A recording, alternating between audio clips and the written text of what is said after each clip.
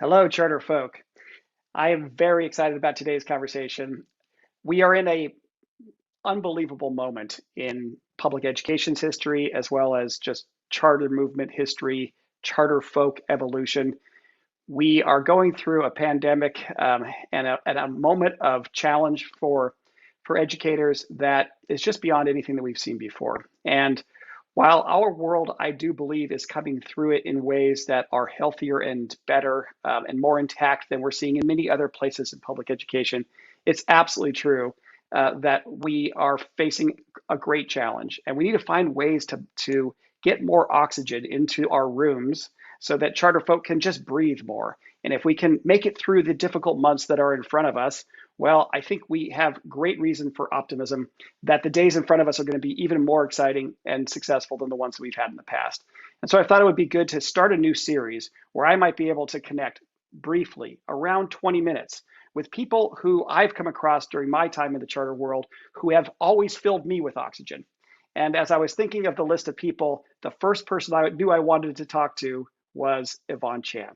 And I reached out to Yvonne and I said, Yvonne, would you be willing to be the first of our visitors, our guests on a new series we would be calling the CharterFolk Oxygen Bar? And I'm delighted that Yvonne said yes. So, Yvonne, thank you so much for being here. It's great to see you again. Welcome. Well, thank you, and thank you for having me here. And I'm so glad to be able to communicate with the charter folks. It's been what, 30 long years, and it blinked, and here we are, 2022. So when you talk about oxygens and energy, right? Well, not only, we are good stretch runners. I mean, it's been 30 years and still running. Yep. Yeah. For me, I will see myself as like a candle, right? The Mm. candle continue to burn until it dies. But of course, I'm not gonna let myself die. You kidding? So make sure along the way, I try to light other candles, or actually preheat other candles in order to build that people power. So yeah, candles doesn't have to be just a stick. I've seen, we have different shapes, we have flowers, we have blocks of globs of candle burning.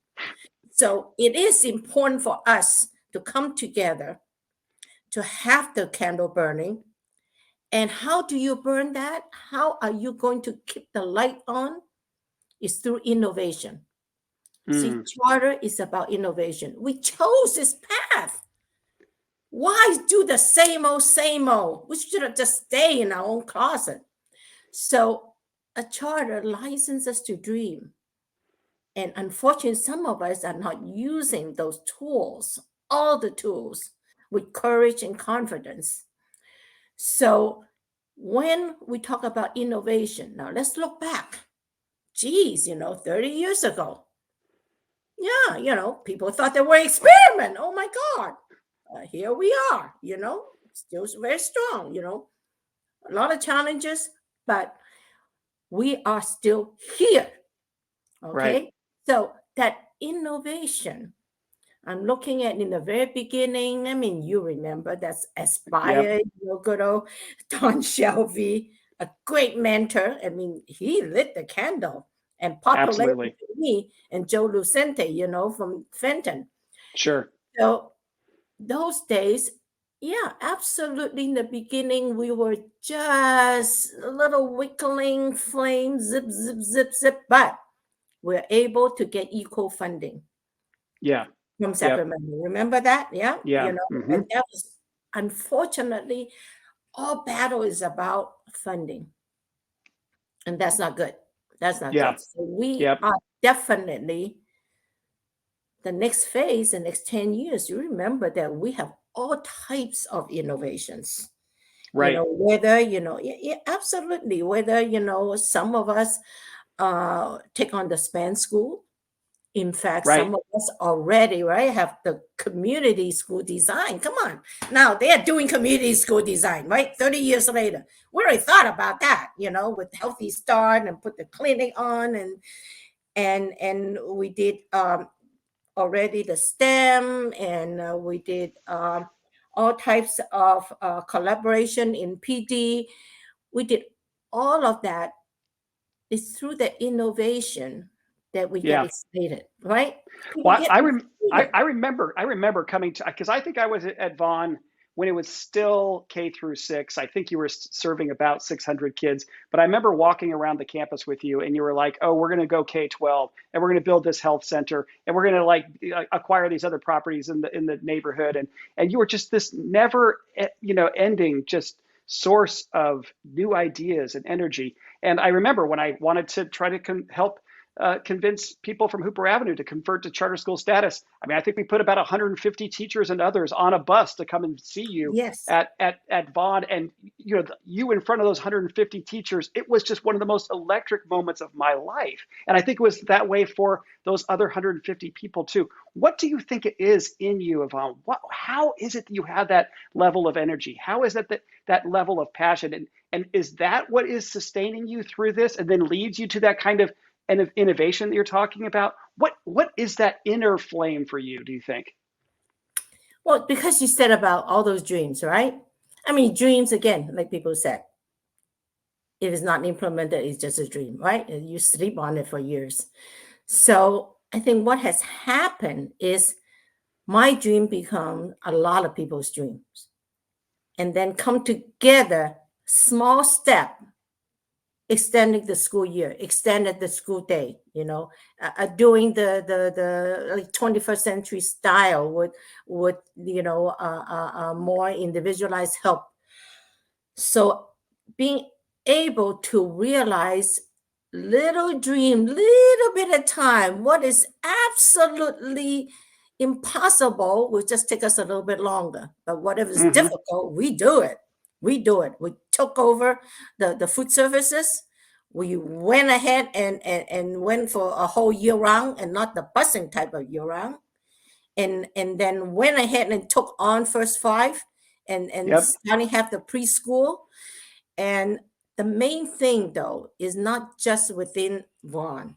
It basically is, Northeast Valley. Absolutely. Northeast Valley is a hotbed of charter, right?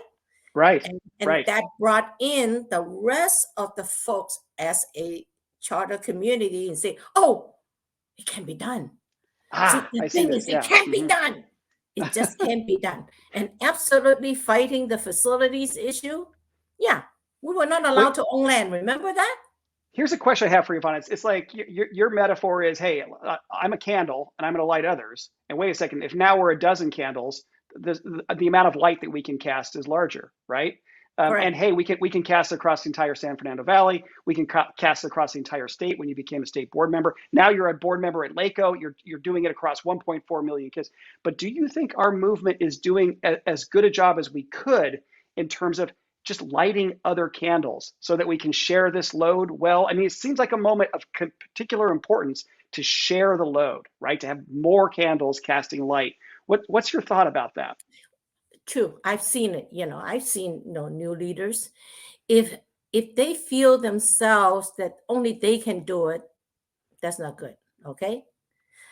Or if they feel that they don't have the confidence and delegate everything, that's not good either. Right?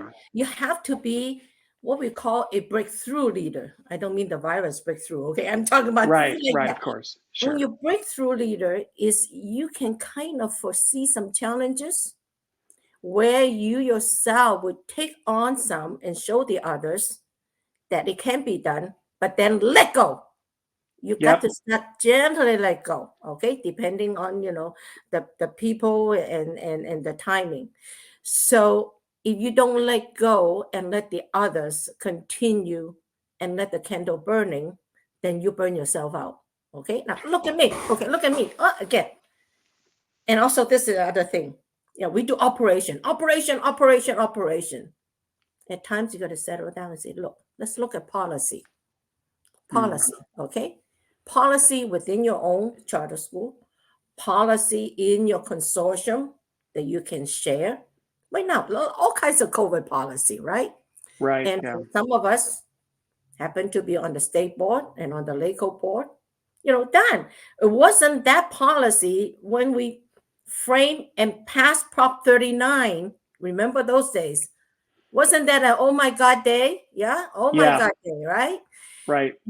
And also being able to have the knowledge base to think through policy too, because Yeah. always we are just so immersed into the lunch schedule, the staff vaccination, the staffing, and all that, But well read, read more about policies and what Right. other people are doing, and possibly you can frame your own policies. Well, an example, look at that option 3 for SELPA.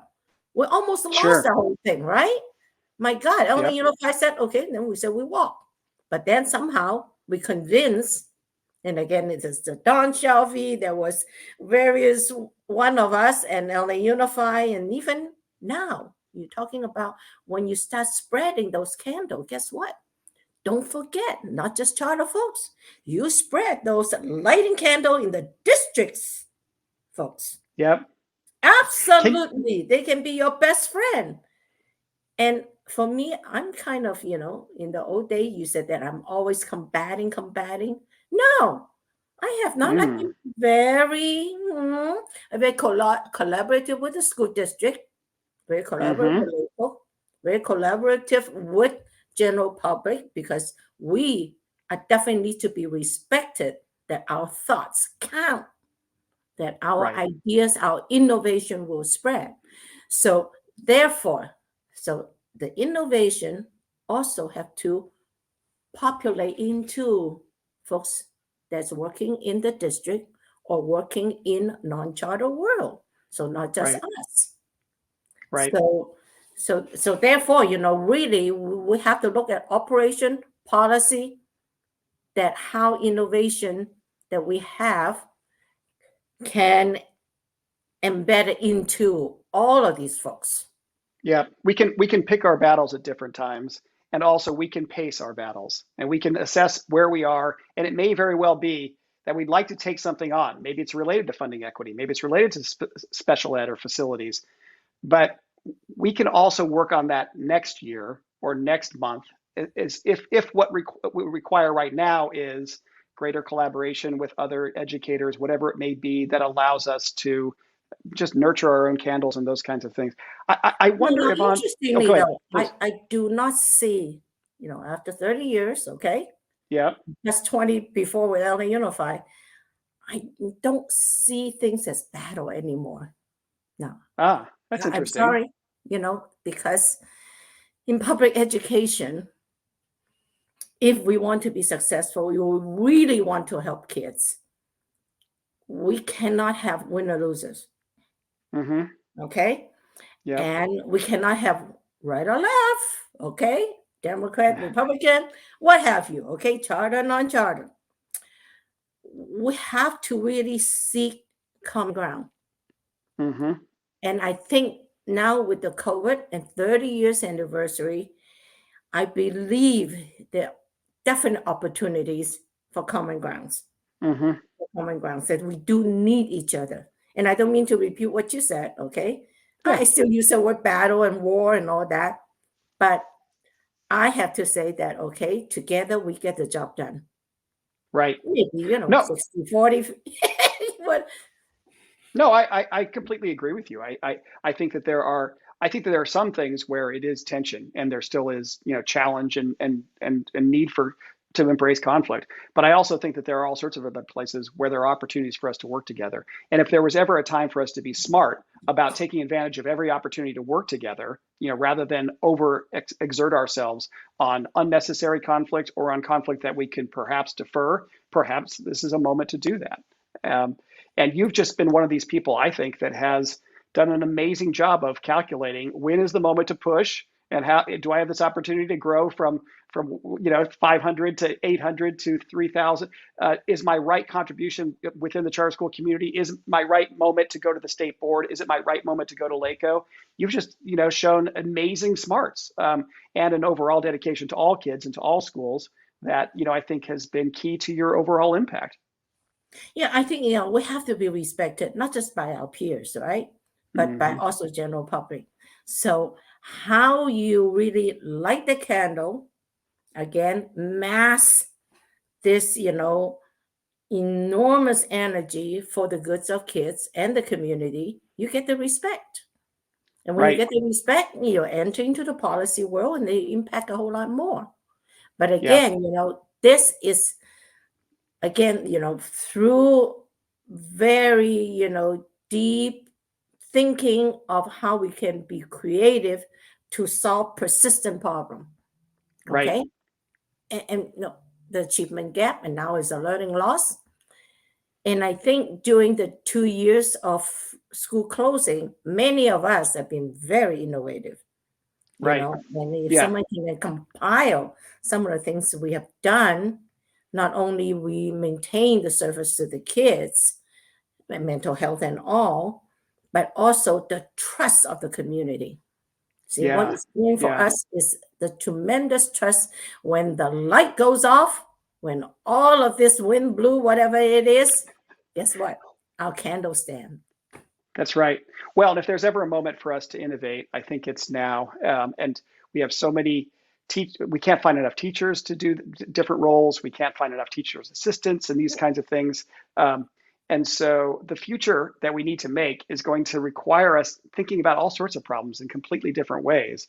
And it is my sense that our creativity and our ability to innovate gives us a sense of hope and optimism, something specific to work toward, that many other educators unfortunately don't have. We need to get it to those educators as well. But in the meantime, we certainly, for our own kids and for our own communities, get these things created as quickly as we can, and then help share them as broadly as we possibly can with every public school. Right. In addition, learning from a bunch of others that have already figured these things out, so that there's this collective learning happening across all schools. Well, exactly. Now let's look at, most of us, I would say all of us, receive those COVID relief money, right? Yeah. Especially the Title I schools. And such a big amount, it is time to kind of rethink the financial aspect and how we use these dollars effectively, okay? Whether it is get better long-term facilities, whether it is to upgrade our IT, our website, and for us had to be very information and data savvy. Learn that now, okay? Yep. Yep. Whether it is use that money to leverage, partnership in mental health, where they will be there to stay. So the best thing we can do now is see how we're not going to waste those COVID relief money at a one-time base. So think through how you can use it for your innovative program, for your innovative infrastructure, how you're going to have that as a leverage for the next 5-10 years to come. And that is staying ahead of the challenges. Yeah. Well, what I think, just longer term, I see our counties in California being incredibly important, because what we want really is, in my opinion, is places like school districts to evolve into becoming more like charter schools, to get more freedom, to get more flexibility, but also to have higher levels of accountability. And they need a good third party that's going to evaluate whether or not they're doing well by kids. What's a good third party? Our counties, right? Our counties can serve as authorizers of charter schools, but they could also serve as quote unquote authorizers of school districts. And we now begin to see a North Star toward which all schools are learning. And then, the learning that would happen between LA Unified and LA's charters would be way better if we were all under your umbrella, rather than, charter schools squabbling with LA Unified about facilities or special ed, right? So that's where I think, a North Star is for us to be thinking about. But of course, you got to have somebody great and energetic, situated at that North Star, which is why I was so thrilled to hear that you had taken that position at LACO. Well, hey, I think people thought I'm crazy, after 7 years on state board, and I'm still pretty much, helping out on site mentoring and grandma. Don't forget, I have 2 kids I'm on. And still building a new building under LA Unified's 3rd augmentation grant. Well, no taker, so we just took it. So anyway, joining the LACO board also allow me to kind of reflect on the role of the county. Right. Right? As you know, the county does have the resources. I remember on state board, God, a lot of contracts go to the county. County, you Yep. do pizza. County, you do career tech. You do 21st century. You do, preschool. You do Head Start. As well as, the county also, has the services, mainly the fiscal services, Yep. as well as other PT services, the English learner, STEM, and so forth. But also, don't forget, it's a monitoring, it monitors 80 school districts and charter schools and all the charter schools in terms Right. of finance, right? Finance, you just send in your interim report and your sex report, your audit report, and they will come and count how many toilets you have, your credentialed teachers.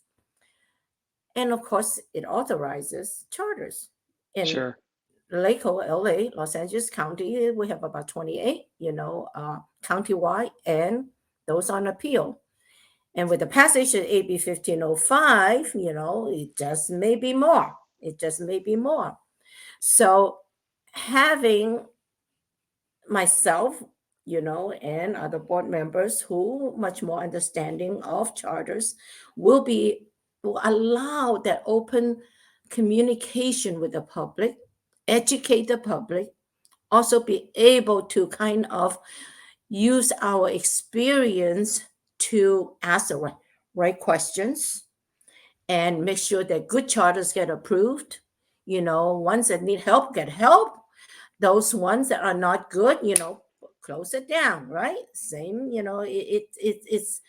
it probably will be a better place where charters can collaborate with other charters, can obtain the services, can be able to, cross-fertilize with non-charters, because county office have very special type of schools. Right. And of course, we have a superintendent, Eduardo, and we went back a few years, and she's very effective.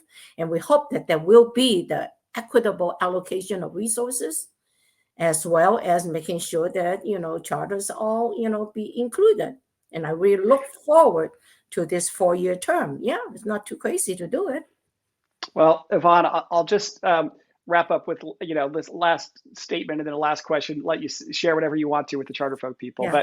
But you did an enormous favor to me when I was at Hooper Avenue at the very beginning of my charter school journey, and you pled with me not to make a mistake to say that we would only open our charter if we had more teachers than necessary sign the petition. You said, please don't do that, Jed. Please don't do that. It's not necessary. I did it anyway.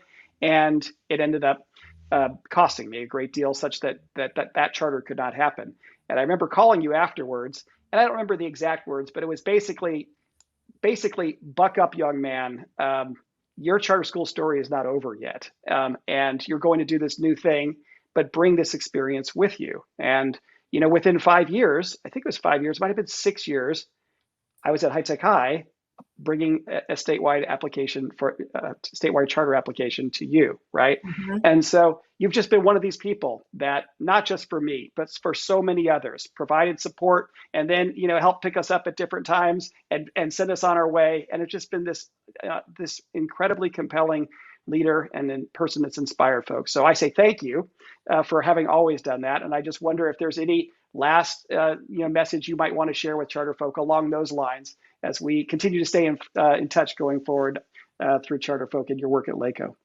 Okay, probably a couple of messages. Number one is, I've learned from experience that there is no playbook, that you look up page what and to do what. So charter folks need to see what I call the invisible, okay? You can see the invisible, as people said, then you can do the impossible. Second message is, as 2022 mark our 30-year anniversary of the charter law that again licenses to dream.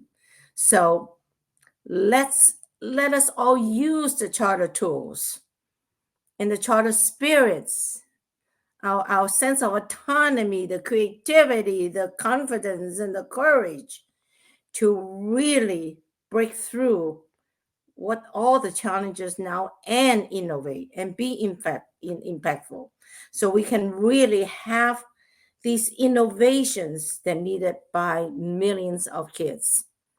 And with that, I wish everybody a happy new year. Thank you so much, Yvonne. Exactly what I envisioned for the oxygen bar. I know I'm full of more, as I always am in your presence. So thank you so much. I look forward to staying in touch. Thank you. Bye-bye. Bye-bye.